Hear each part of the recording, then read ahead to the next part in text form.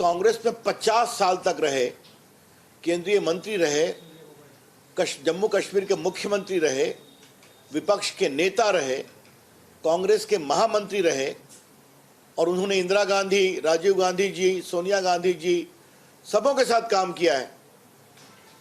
उन्होंने एक बहुत ही गंभीर आरोप लगाया है कि राहुल गांधी जब भी विदेश जाते हैं तो कई अनडिजायरेबल बिजनेसमैन से मिलते हैं।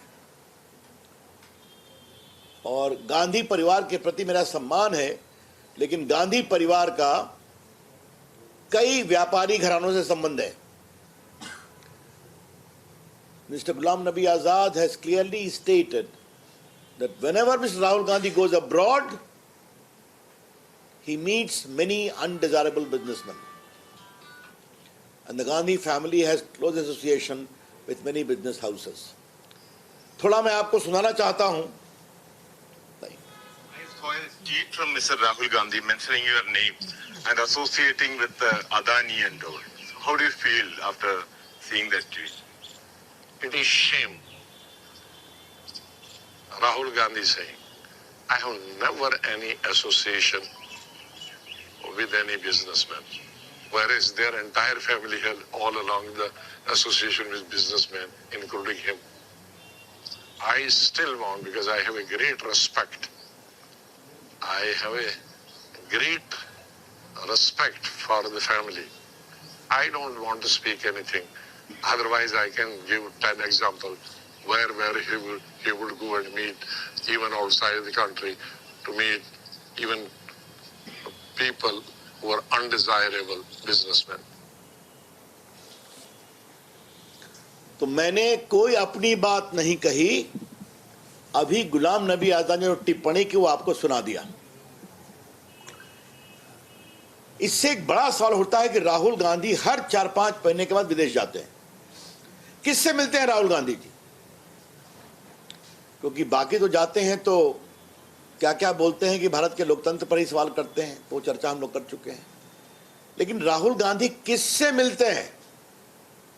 ये अनडिजायरेबल बिजनेसमैन कौन है?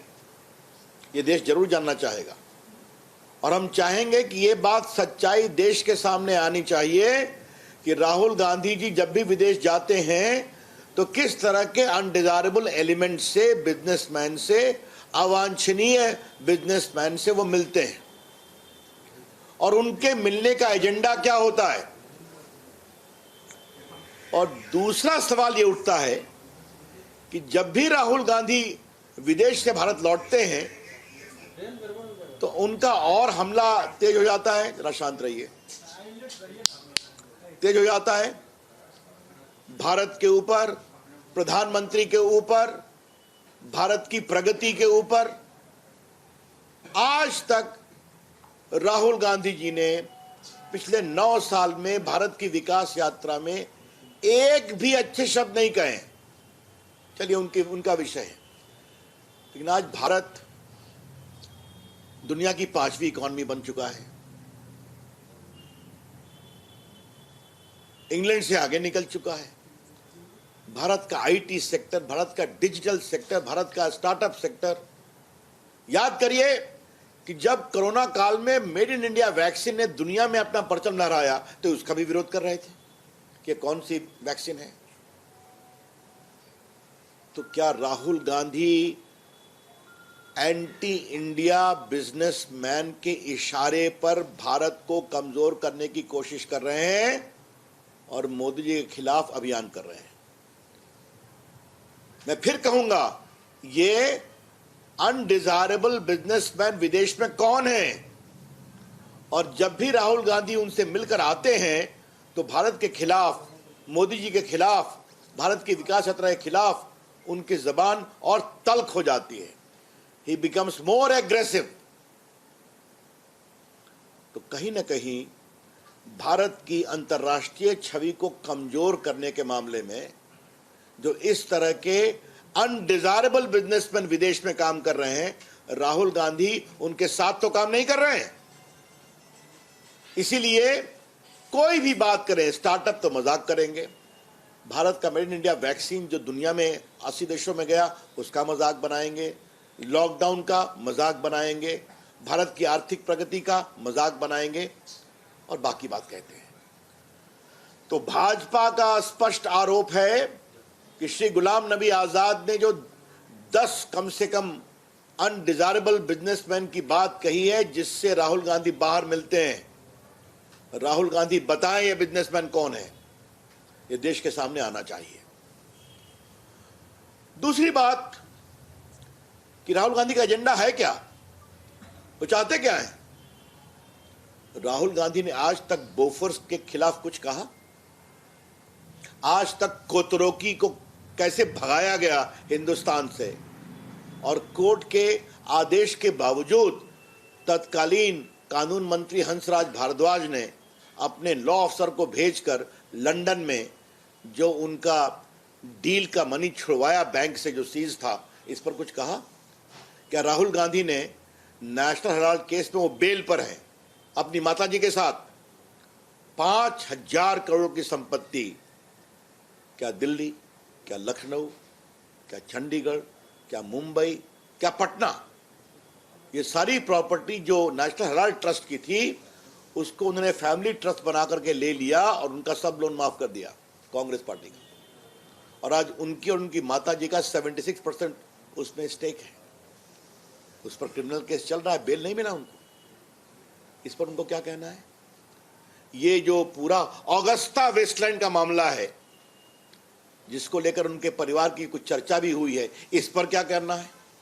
बाकी मैं 2G और कोयला घोटाला और कॉमनवेल्थ और आदर्श कोऑपरेटिव की चर्चा तो कर चुके हैं, लेकिन ये जो पूरी बातें सामने आ रही हैं, राहुल गांधी इस पर कुछ नहीं बोलते।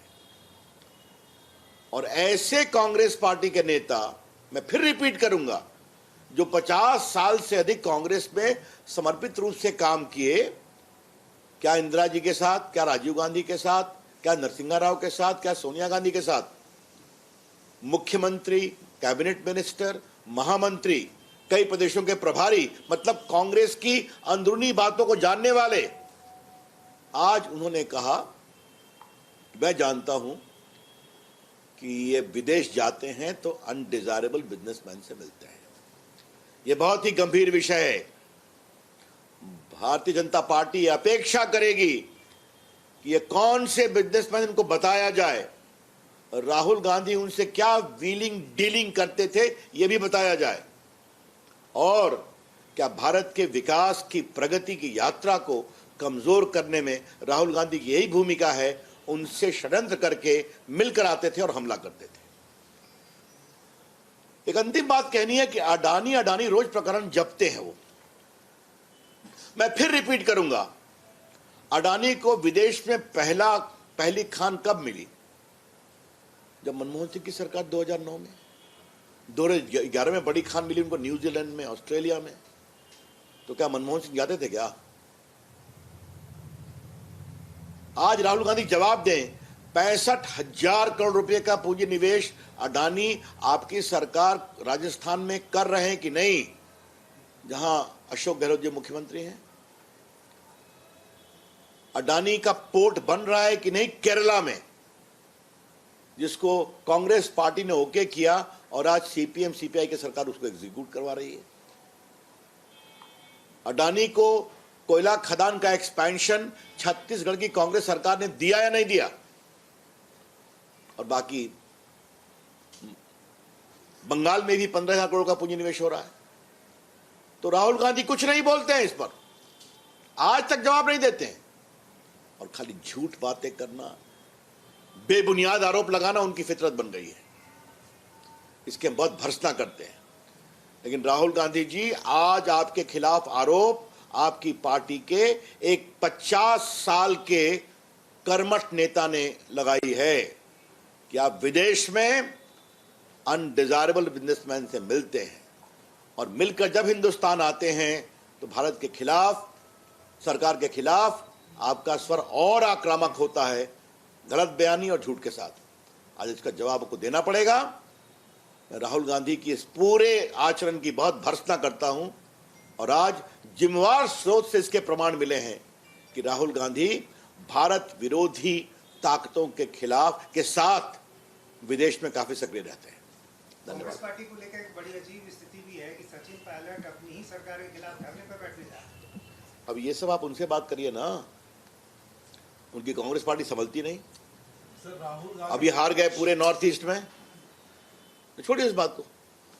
सर राहुल गांधी पे इतने गंभीर आरोप है, फिर हमारी सरकार उन पर इतनी लिबरल क्यों है, कठोर कार्रवाई क्यों नहीं की जा रही है? हम किसी को न फंसाते हैं न किसी को बचाते हैं। ये जो पूरा नेशनल हेराल्ड का मामला चल रहा है, कोर्ट के द्वारा चल रहा है, बेल पर है। ये ईडी हो या सीबीआई हो, सारी इंक्वायरी हो रही है ना, तो सारे पैसे आ रहे हैं ना। दमाशी के खिलाफ भी तो वो भी बेल पर है ना, तो ये सारा एविडेंस पर बेस्ड है। लेकिन फिर कह रहा हूं, आज की टिप्पणी क्यों महत्वपूर्ण है कि एक ऐसे व्यक्ति ने आरोप लगाया है जो 50 साल तक कांग्रेस का एक बहुत ही वरिष्ठ नेता रहा है। प्रधानमंत्री नरेंद्र मोदी जी की डिग्री को लेकर के जो विवाद चल रहा है, तो उस पर एनसीपी नेता शरद पवार ने भी कहा ये सब फालतू की बात अब चलिए छोड़िए इस पर। अब हताशा में दी गई अरविंद केजरीवाल की टिप्पणी पर मुझे कुछ नहीं कहना शरद है। पवार जी ने कहा है कि आज का विषय राहुल गांधी का है, ठीक है, उस और पर। बिहार की बात भी कर लीजिए, स्टार की पॉलिटिक्स चल रही है, नीतीश जी और राहुल पर कुछ और कहना है? नरेंद्र सिंह तोमर ने भी कहा है राहुल गांधी को लेकर के हो गई बात। मैं पार्टी की ओर से अतिरिक्त बोल रहा हूँ ना, और कोई बात बिहार की बात। नहीं। एक मिनट, राहुल गांधी पर कोई टिप्पणी तो नहीं? नीतीश कुमार बिहार पर एक ही टिप्पणी करनी है। नीतीश कुमार जी लोकतंत्र लोक लाज से चलता है, और लोक लाज का यह भी तकाजा होता है कि रामनवमी की शोभा यात्रा भी निकले, ताजिया भी निकले, मुहर्रम भी निकले, नवरात्रि भी हो, शिवरात्रि भी हो। क्योंकि हिंदुस्तान की बगिया में कई फूल हैं, तो हर फूल को अपनी आस्था को मनाने का अधिकार है, वो अवसर मिलना चाहिए और आपको सुरक्षा भी देनी चाहिए। क्या संदेश दे रहे हैं आप कि आपके गृह जिला नालंदा या सासाराम में अभी तक तनाव है, लोग परेशान हैं, और अब तो मीडिया के लोगों ने बता दिया कि वहां पर अगर पूरी पुलिस सख्त होती जैसे पिछले बार थी तो घटना नहीं होती। तो आप इफ्तार करिए, अभी आपका अधिकार है, बड़ी टोपी भी पहनिए। आप संदेश क्या दे रहे हैं, ये बड़ा सवाल है, और इसका उत्तर मैं श्रीमान नीतीश कुमार के ऊपर छोड़ता हूं। वो बार बार कहते हैं मैं सबको साथ लेकर चलता हूं। ये कौन सा है आपको सबके साथ लेकर चलने का आपकी सोच, और क्या है आपका सुशासन? अच्छा होता कि इफ्तार भी खिलाते और नालंदा भी जाते और लोगों को मरहम लगाते, सासाराम भी जाते। धन्यवाद। चलिए वैसी ने ट्वीट किया है कि अब बस इस पर एक जातीय जनगणना बस, अब आज का विषय राहुल गांधी का है। All right, so that is senior BJP leader Ravi Shankar Prasad over there taking on Rahul Gandhi. Now, this comes at the backdrop of certain comments that have been made by ex-senior Congress leader, Ghulam Nabi Azad, who of course left the Congress party a while ago. Now, some things are mentioned in an autobiography, and certain comments, of course, were made by Ghulam Nabi Azad. So, Ravi Shankar Prasad of the BJP essentially taking on the Congress party as well as Rahul Gandhi over those comments that have been made. Let's once again listen into what he's saying.